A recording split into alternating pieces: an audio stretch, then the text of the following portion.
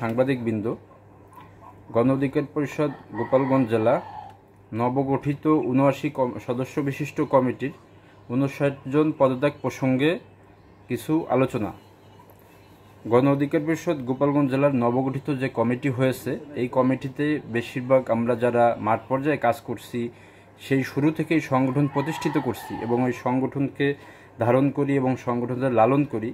এই সংগঠনের যারা ত্যাগ তিতিক্ষা এবং এতদিনের শ্রম, অর্থ এবং সংগঠনকে উজ্জীবিত করে রাখতে, সংগঠনকে এগিয়ে নিতে যারা শ্রম দিয়েছে, তাদের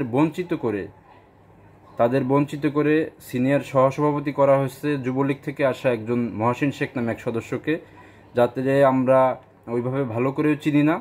দল এমন একটা সিদ্ধান্ত নিয়েছে আমাদের না জানিয়ে।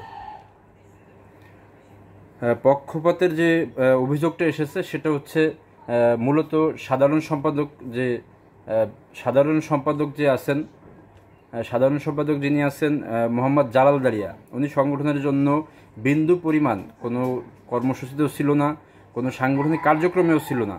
শুধুমাত্র আগে একবার পদে ছিল, সেই উপেক্ষা করে তাকে কোনো কার্যক্রম ছাড়া, কোনো সংগঠনের প্রতি কোনো দায়বদ্ধতা ছাড়া বা সংগঠনের প্রতি নিবেদিত ছাড়াই তাকে পক্ষপাতিত্বের ভিত্তিতে তাকে সাধারণ সম্পাদক করা হয়েছে।